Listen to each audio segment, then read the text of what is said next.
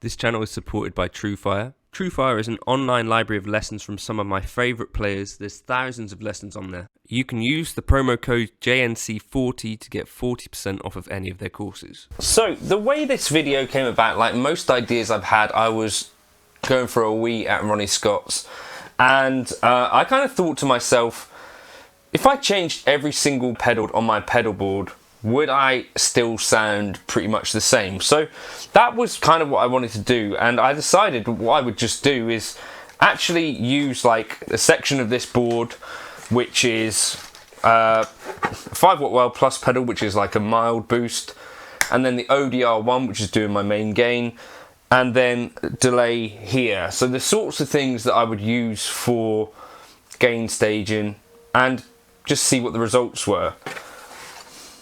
Now what I decided that I would do is actually, instead of switching it out on a board, just pick 3 essentially kind of random choices, because I wanted this to just be like, well, what would happen if I do this? So I had the 1959 Super Lead on the shelf. I got a J-Rocket Dude, which is one of my favourite sorts of pedals for just kind of drive and stuff like that. And then I've got this delay and reverb in one pedal, the Amoon Pockverb, which is like cheap and cheerful. All of this going into a deluxe reverb.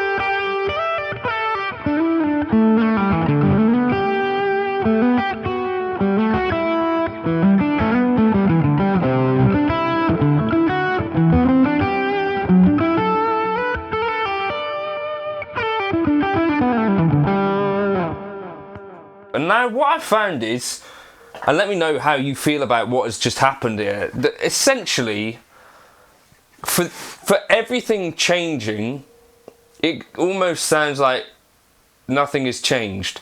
And that wasn't necessarily what I was expecting. I was on the one hand thinking, like, when I go over and I listen back to it and plug and listen to what has come through this Deluxe Reverb, same settings through a Shure SM57, am I gonna feel like things have changed? So there was no real effort to make these sound the same. I was just going, right, well, what if I try and set this pedal, which is actually more of an amp in a box type pedal, to be like mild amounts of gain kind of boosting, and then my second drive pedal, what if I set that up to be like, you know, a more exciting lead tone, and then do the normal thing that I would do where I stack those into each other. I don't know, just let me know what you reckon. And again, this is a line 6 delay that was doing stuff in here versus an Amun pop verb, which is kind of just a cheap and cheerful. It says here plate / tube echo is what I had on there. Most of what has changed when I listened back to them, so what I did was I kind of thought, actually, when I listened back first time, the dude had quite a bit more level, so I kind of pushed the level on the ODR 1X.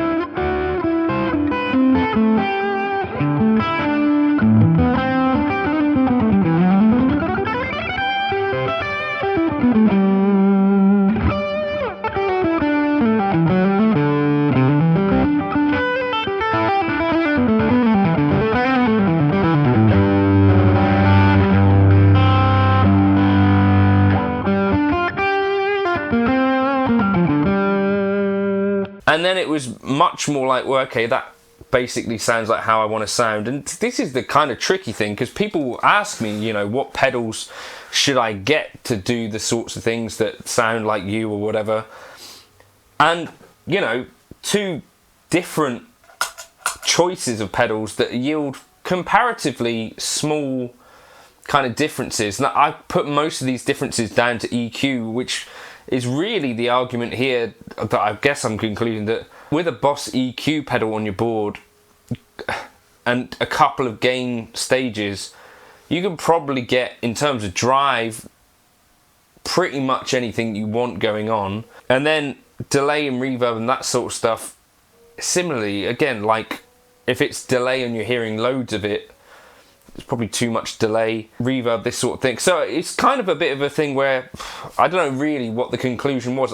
The basic thing that changes most of all is like the relative level between these pedals rather than the exact type of thing that's coming out of them. And then you can just make a choice, right, well, what do I prefer? Do I prefer the sound of this pedal, or do I prefer the sound of the Plus pedal? And then I'm guessing as well, this is going to change on different days. So the whole idea of a pedal board being fixed in time, I think, is therefore a little bit silly anyway, because I think a lot of us do change things up every so often.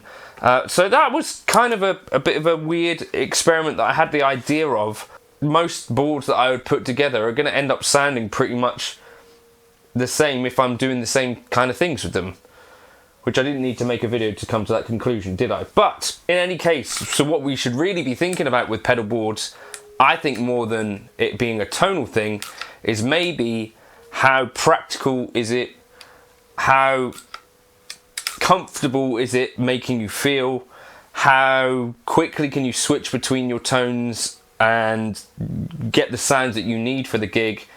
Does it require a total load of tap dancing, or is it actually not getting in the way and is planned out in a way that you can make these changes? And so instead of like 17 different drive pedals that I'm going to make all sound the same, maybe the infrastructure of the pedal board is more important, like something like pedal board switchers and things that I would be sort of a little bit resistant to spend loads of money on. Now I'm thinking, well, if I'm making all of these things sound the same, then to be honest, they're relatively redundant. I could probably make do with not having as many drive pedals and instead invest in the system itself, is maybe the conclusion to take from this. I don't know. Is that what you think? How do you wrestle with this kind of stuff? Pedalboard philosophy. I'll catch you in another video soon. Cheers.